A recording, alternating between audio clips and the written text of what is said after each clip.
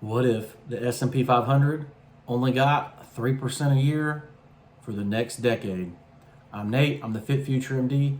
I help normal people reach financial freedom. Make sure you shop at Ensorsale.com and pick up a cool inspirational t-shirt today. Use code FitfutureMD for 20% off if you're interested in wearing cool, inspirational t-shirts.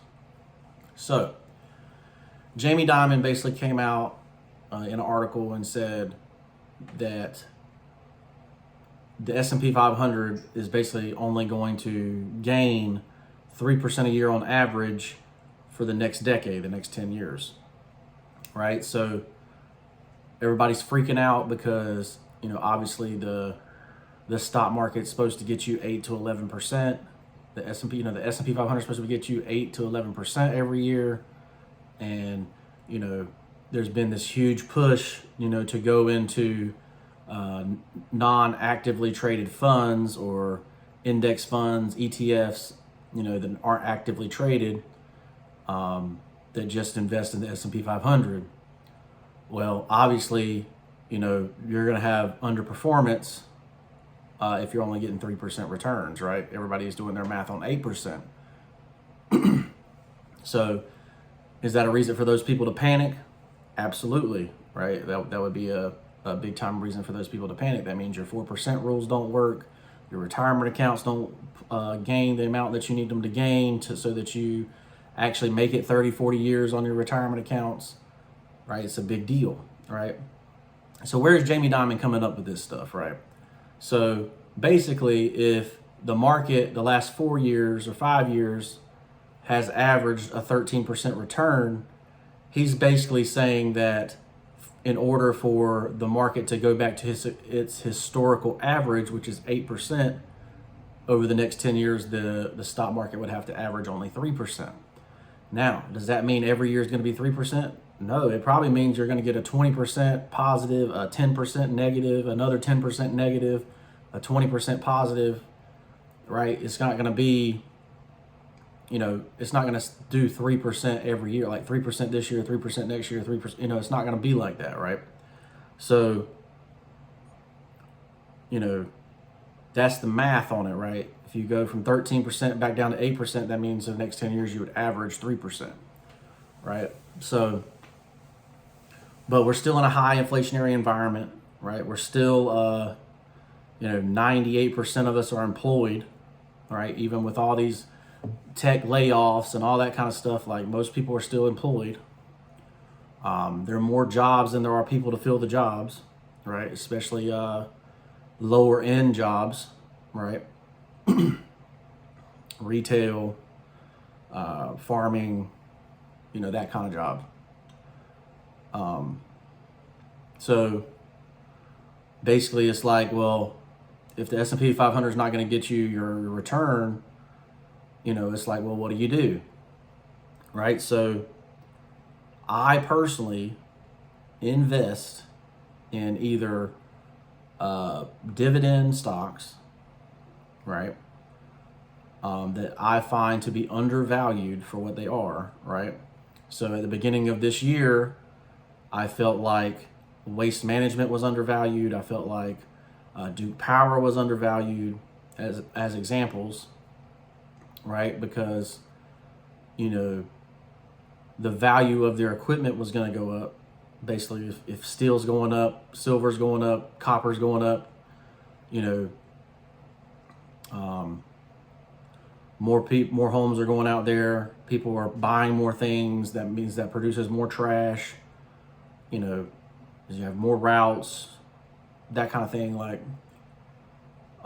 so if they're sitting there at a PE of between 10 and 20, and I found those to be undervalued, but those are also both dividend stocks, right?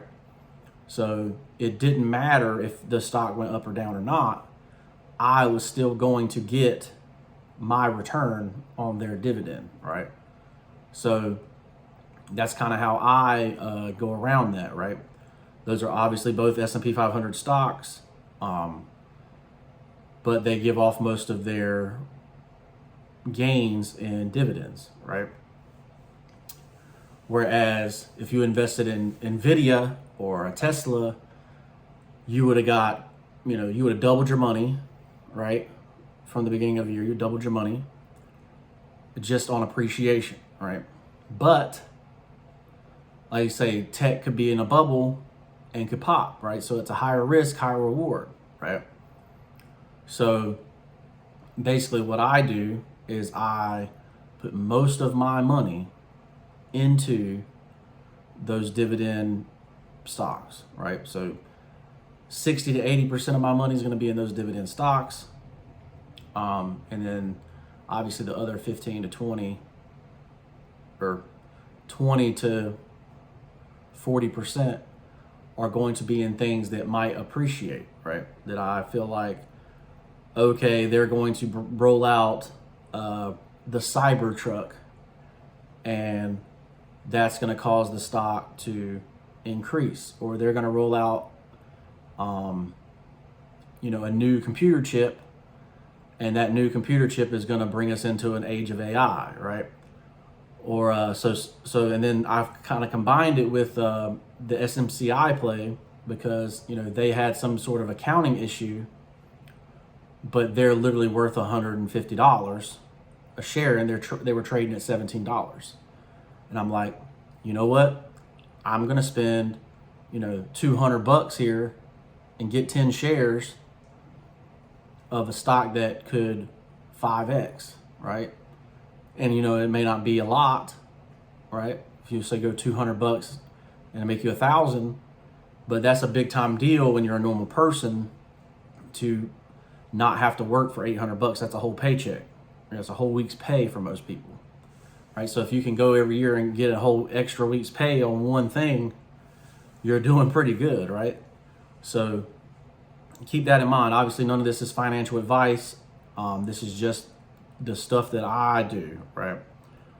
But basically, the point of the video is, if you're really going to average 3%, you got to do something different. Like you can't sit there and be doing the same thing everybody else is doing and only get 3%. You might as well go into what's called muni bonds or municipal bonds, tax-free bonds. They get you 4% without having to pay taxes if you're only going to get 3% return, right? So keep that in mind. This S&P 500 idea that it's always going to go up 8%. No, it's not always going to go up 8%. And obviously Jamie Dimon feels the same way. I'm Nate. I'm the FitfutureMD. I help people that are normal people become financially free. Shop at Ensorsale.com. Pick up a cool inspirational t-shirt today. Use code FitfutureMD for 20% off. Like, comment, share the video with somebody that needs it, and we'll see you in the next one. Peace.